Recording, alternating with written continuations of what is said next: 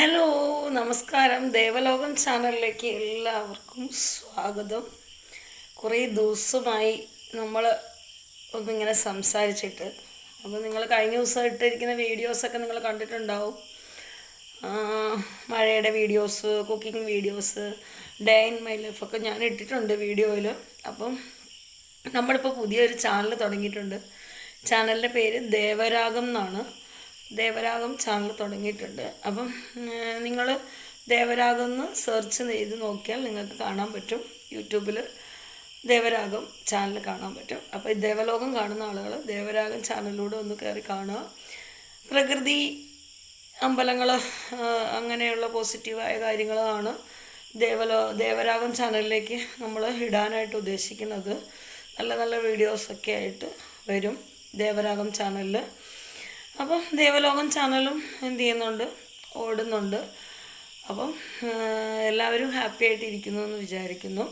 ഞാനും കുറേ നാളുകൾക്ക് ശേഷം, അതായത് ഫെബ്രുവരി മാസമല്ല, ഡിസംബർ മാസം തൊട്ട് ഞാൻ ഓരോ പ്രശ്നങ്ങളിൽ ഭയങ്കര അസ്വസ്ഥതയായിരുന്നു.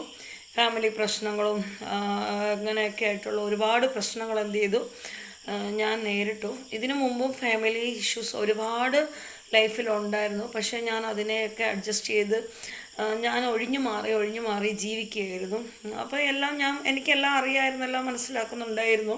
പിന്നെ നമ്മൾ ഫാമിലി ഇഷ്യൂസൊക്കെ ഇങ്ങനെ എടുത്തിടുമ്പോൾ എന്ന് പറഞ്ഞാൽ നമ്മുടെ മാന്യതയെ അത് ബാധിക്കുന്ന കാര്യങ്ങളാണ്.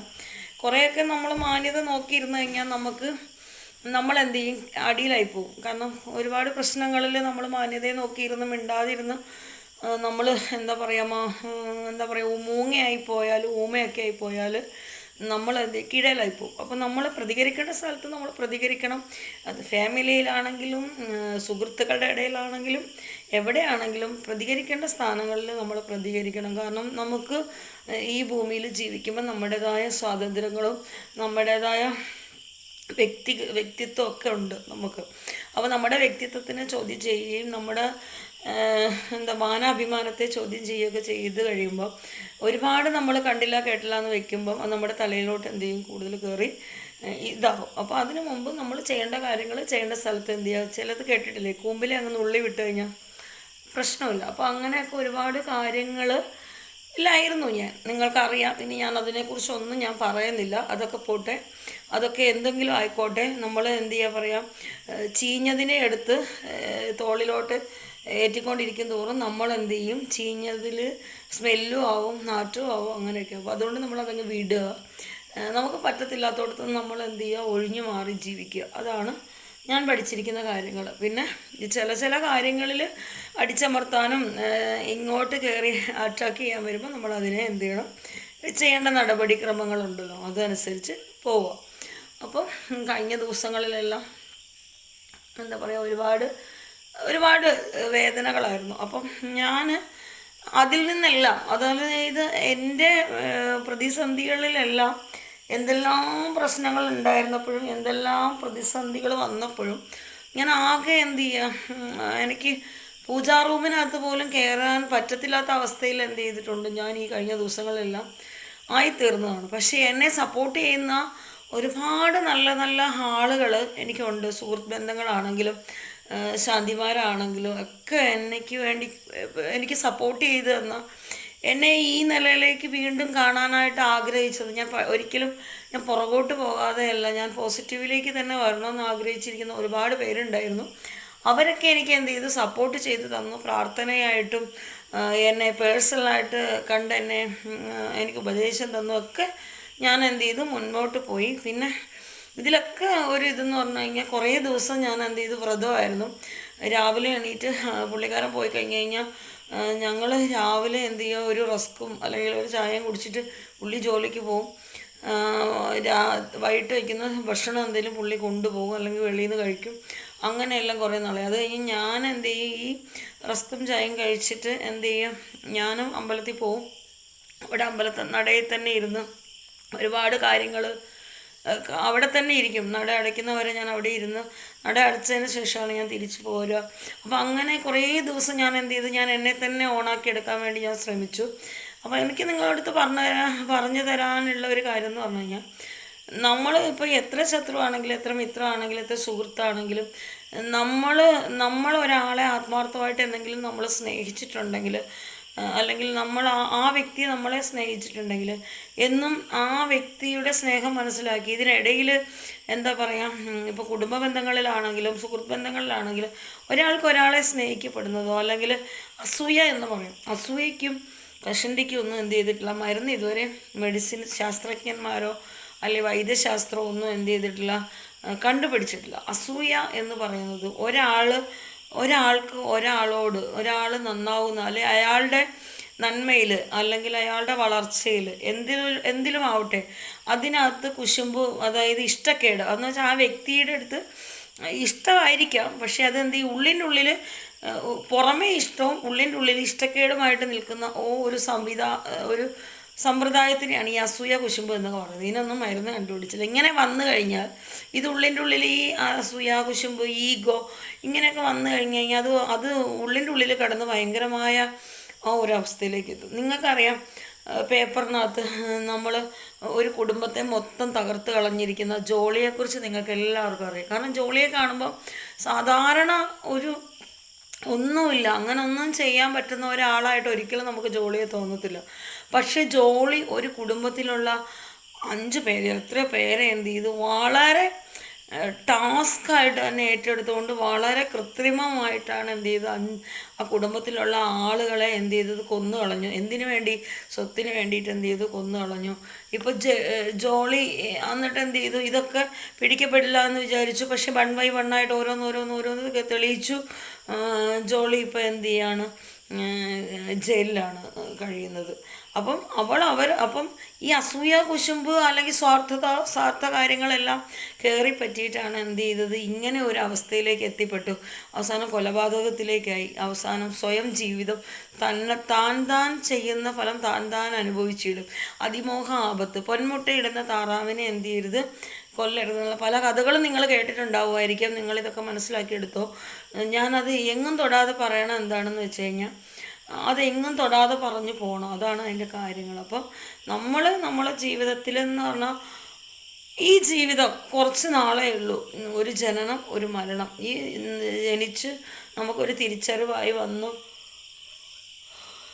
നമ്മുടെ കൗമാരം, ഇതൊക്കെ നമ്മുടെ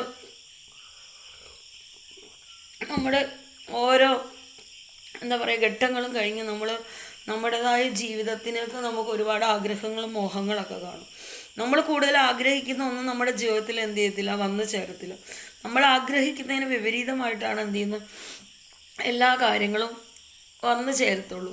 അപ്പം നമ്മുടെ ജീവിതത്തിൽ എന്താ പറയുന്നത്, നമ്മുടെ ജീവിതത്തിൽ നമ്മൾ പ്രതീക്ഷിക്കാതെ നമുക്ക് ഓരോ കാര്യങ്ങൾ വന്നു ചേരുമ്പോഴും നമ്മുടെ ഉള്ളിൻ്റെ ഉള്ളിലൊരു ധൈര്യവും നമ്മുടെ ഉള്ളിൻ്റെ ഉള്ളിൽ ഒരു എന്താ പറയുക ലക്ഷ്യബോധവും നമ്മൾക്കൊരു ചില സാഹചര്യത്തിൽ നമ്മൾ ഒറ്റപ്പെട്ടു പോകും. ചില സാഹചര്യങ്ങളെന്ന് പറഞ്ഞാൽ സുഹൃത്തുക്കളാണെങ്കിലും ബന്ധുക്കളാണെങ്കിലും എല്ലാവരും നമ്മളെ ഒറ്റപ്പെടുത്തുന്ന അവസ്ഥകൾ വരും. അപ്പോഴും നമ്മുടെ ഉള്ളിൻ്റെ ഉള്ളിൽ നമ്മൾക്കൊരു ആത്മാവുണ്ട്, നമുക്ക് ജീവിക്കണം, നമ്മളതിൽ തെറ്റില്ല, അല്ലെങ്കിൽ നമുക്ക് ഇതിൻ്റെയൊക്കെ മുന്നിൽ ജീവിക്കണം എന്നുള്ളൊരു ലക്ഷ്യബോധത്തിൽ നമ്മൾ ഇരിക്കുകയാണെങ്കിൽ നമുക്ക് ഇതിനെയൊക്കെ മറികടന്ന് പോകാൻ പറ്റും. ഞാൻ കഴിഞ്ഞ ഒരു 4-5 മാസം കൊണ്ടുണ്ടല്ലോ എന്താ പറയുക, ഈ പുറമെ ചിരിച്ച് നല്ല രീതിയിൽ നിന്നിരുന്ന ആളുകളുടെയൊക്കെ ഒറിജിനാലിറ്റി എന്ത് ചെയ്തു പുറത്തോട്ട് എടുക്കാൻ തുടങ്ങി. പെട്ടെന്ന് അങ്ങ് പുറത്തോട്ടെടുത്തു. പെട്ടെന്ന് കാത്തു കൂട്ടി വെച്ചിരുന്ന ആഗ്രഹങ്ങളും കെട്ടി വെച്ചിരുന്ന കുറച്ച് കാര്യങ്ങൾ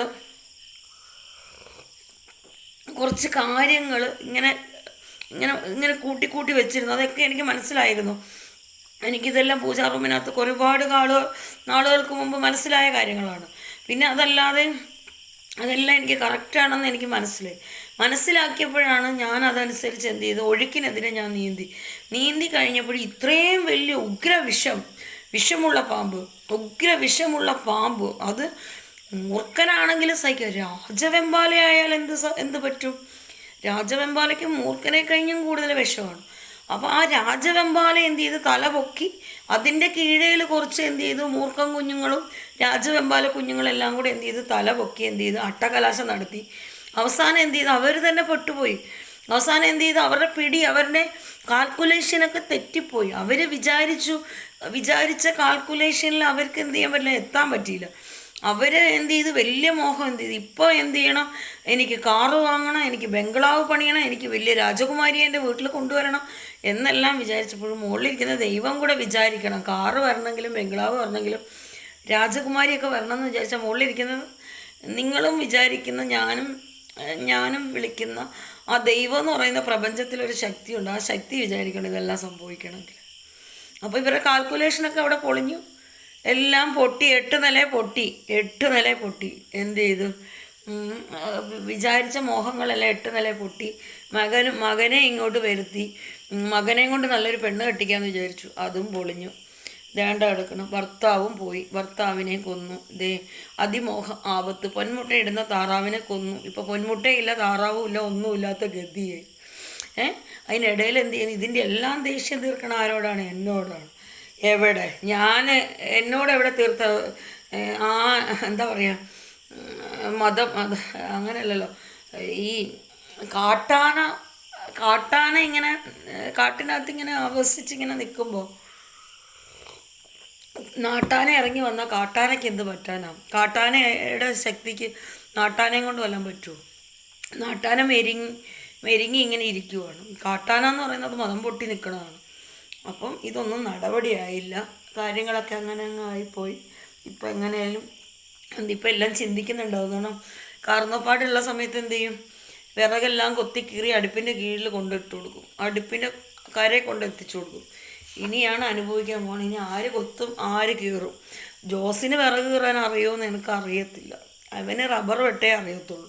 പിന്നെ ചുണ്ടൻ ജോർജിനെന്ന് പറഞ്ഞു കഴിഞ്ഞാലും എവനും ആളുകളെ പറ്റിച്ചിട്ടുള്ള ശീലമില്ല. അപ്പോൾ അങ്ങനെ ആ വഴി പോയി. പിന്നെ തങ്കച്ചനാണെങ്കിൽ പ്രായമായി, ജോസാണെങ്കിൽ നാട് വിട്ടും പോയി. പിന്നെ ആരാ ഉള്ളത്?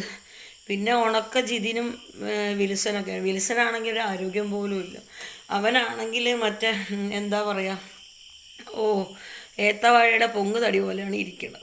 ഏത്തവാഴയ്ക്ക് കുത്തു കൊടുത്തു കഴിഞ്ഞിട്ട് പിന്നെ അത് കുറച്ച് നാൾ കഴിയുമ്പോൾ പൊങ്ങ് തടി അതുപോലെയാണ് ഇരിക്കുന്നത്. അപ്പോൾ ആരുമില്ല. ഇനിയിപ്പം വല്ലവരും പണിക്ക് വിളിച്ചിട്ട് എന്ത് ചെയ്യണം, വിറക് കൊത്തിക്കുകയോ കീറിക്കുകയോ ഒക്കെ ചെയ്യാം. അപ്പോൾ എന്തായാലും ഒരാണ്ടിലുള്ള മഴക്കാലത്തേക്കുള്ള വിറക് അങ്ങേര് ഉണ്ടാക്കി വെച്ചിട്ടാണ് പോയത്. അപ്പോൾ അങ്ങനെയൊക്കെയാണ് കാര്യങ്ങൾ. അപ്പോൾ എന്ത് ചെയ്യാം, കാവുമന്നത്തോ ചന്നലോടോ പോയിട്ട് എന്ത് ചെയ്യാം, 1 കിലോ കോഴി വാങ്ങിച്ച് എന്ത് ചെയ്യുക, അത് ഉപ്പിൽ പറ്റിച്ചങ്ങ് വെച്ച് കഴിഞ്ഞാൽ 2 ദിവസത്തേക്ക് ഓടും. അതും തിന്നിട്ട് ചുരുണ്ട് കിടക്കുക, തിരിഞ്ഞും മറിഞ്ഞും കിടക്കുക. ഉറക്കമില്ലാത്ത രാത്രികളാണിപ്പോൾ, ഉറക്കമില്ല. അപ്പോൾ അങ്ങനെയൊക്കെയാണ് കാര്യങ്ങൾ. പിന്നെ കുറച്ച് ദിവസം ബോറടിക്കുമ്പോൾ അനിയത്തിയുടെ അടുത്ത് പോകാം. ഇനിയിപ്പോൾ ഹോം നേഴ്സിങ്ങിന് വല്ലവരും എടുക്കുന്നുണ്ടോ എന്ന് എനിക്കറിയത്തില്ല, അതും നടപടിയാവില്ല. അപ്പോൾ ഇങ്ങനെയൊക്കെയാണ് കാര്യങ്ങൾ. അപ്പോൾ ഒന്ന് മനസ്സിലാക്കണം, അതിമോഹം ആപത്താണ്. അത് ആരാണേലും, ഞാനാണേലും, നിങ്ങളാണേലും, ആരാണെങ്കിലും കൂടുതൽ അതിമോഹത്തിന് വേണ്ടി പോയി കഴിഞ്ഞാൽ ഒന്നും ഇല്ലാണ്ട് എന്ത് ചെയ്യും, കുണ്ടിയും കുത്തി എന്ത് ചെയ്യും, ഊര കുത്തി വീഴും. മനസ്സിലായില്ലേ? ഊര കുത്തി വീണ് കഴിഞ്ഞാൽ പിന്നെ ആർക്കും എഴുന്നേൽപ്പിക്കാൻ പറ്റില്ല. അത് എൻ്റെ ജീവിതമാണെങ്കിൽ പോലും. അപ്പം ഞാനൊക്കെ എന്ന് പറഞ്ഞാൽ വളരെ ചിന്തിച്ചും കേട്ടും വളരെ ഒതുങ്ങി വളരെ മാന്യമായിട്ടാണ് എന്ത് ചെയ്യുന്നത്, പോയിക്കൊണ്ടിരിക്കുന്നത്. അതുകൊണ്ട് എനിക്ക് വലിയ കുഴപ്പമില്ലാണ്ട് എന്ത് ചെയ്യുന്നു, ഇങ്ങനെ കുഴപ്പമില്ലാതെ എന്ത് ചെയ്യുന്നു, പോയിക്കൊണ്ടിരിക്കുകയാണ് കാര്യങ്ങൾ. അപ്പം ഈ 4-5 മാസം ഭയങ്കരമായ പ്രതിസന്ധിയായിരുന്നു. അതൊക്കെ ഒന്ന് മാറി ഇപ്പം എന്ത് ചെയ്തു, ഒന്നങ്ങനെ പോകുന്നു. അത്രയേ ഉള്ളൂ വിശേഷങ്ങൾ. അപ്പോൾ വരും ദിവസങ്ങളിലെ വീഡിയോ നല്ല നല്ല വീഡിയോസായിട്ട് ഞാൻ വരും. അതുവരെ ഹാപ്പി. അപ്പം ഞാൻ എൻ്റെ മനസ്സിലുള്ള കാര്യങ്ങളെല്ലാം ഞാൻ പറഞ്ഞതേ ഉള്ളൂ. അത് നിങ്ങൾക്കൂടെ പ്രയോജനമുള്ള കാര്യങ്ങളാണ്. കാരണം നാട്ടിൽ നമ്മൾ ഒരുപാട് വാർത്തകളൊക്കെ എന്ത് ചെയ്യുന്നു, കേൾക്കുന്നു. പിന്നെ നമ്മുടെ വീട്ടിലും ഇതാണ്.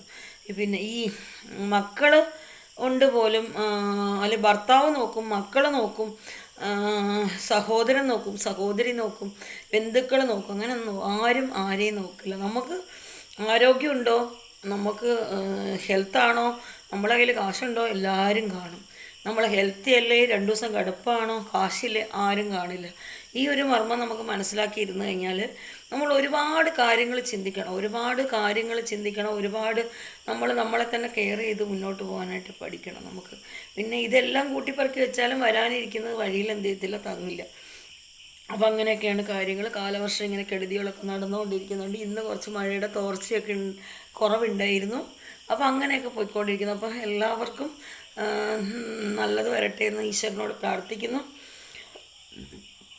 വീഡിയോ കാണുമല്ലോ, അതുകൊണ്ട് ഞാൻ കുറച്ച് കാര്യങ്ങളൊക്കെ പറഞ്ഞതാണ്. കുറേ ദിവസമായിട്ടൊന്നും പറയുന്നൊന്നും ഉണ്ടായിരുന്നില്ല. പക്ഷേ ഉണ്ടല്ലോ, എന്നെ നല്ലോണം എന്ത് ചെയ്യുന്നു, നല്ലോണം എനിക്കിട്ട് അടിയിൽ കൂടെ എന്ത് ചെയ്യുന്നുണ്ട്, പാര വയ്ക്കുന്നുണ്ട്, മേളിൽ കൂടെ പാര വയ്ക്കുന്നു, നല്ലോണം പാര. എനിക്കൊന്നും ഇതൊക്കെ കുറേ കണ്ടതാണ്. കാരണം 17 വയസ്സ് തൊട്ട് കണ്ടതാണ്. 17 വയസ്സ് വരെ തൊട്ട് ഞാൻ അംഗം കാണാൻ തുടങ്ങിയതാണ്, താളി ഓടിക്കാൻ തുടങ്ങിയതാണ്. ഇപ്പം ഞാൻ അംഗവും കാണുന്നുണ്ട്, താളി ഓടിക്കുന്നത്. ഇപ്പം ഞാൻ അംഗം കാണാറുമില്ല, താളി ഓടിക്കാൻ പോകാറുമില്ല. ഞാൻ എൻ്റെ കാര്യം നോക്കി മാന്യമായിട്ട് എന്ത് ചെയ്യുന്നു, ജീവിക്കുന്നു. എനിക്ക് സമയമില്ല വേറെ ഒരാളുടെ കാര്യങ്ങൾ നോക്കാൻ, എനിക്ക് സമയമില്ല. എനിക്ക് എൻ്റെ കാര്യങ്ങൾ തന്നെ ഒരു ദിവസം നോക്കി എത്തിപ്പെടാനായിട്ട് ഞാൻ ഒരുപാട് എന്ത് ചെയ്യുന്നുണ്ട്, പാടുപെടുന്നുണ്ട്. രാവിലെ എണീറ്റ് കഴിഞ്ഞാൽ രാവിലെ കുളിക്കണം, പൂജാറൂം നോക്കണം, അതിനിടയ്ക്ക് ഭക്ഷണം പാചകം ചെയ്യണം, എനിക്ക് ഹസ്ബൻഡിൻ്റെ കാര്യം നോക്കണം, അങ്ങനെ പല കാര്യങ്ങളും എന്ത് ചെയ്യണം, എനിക്ക് നോക്കാനുണ്ട്.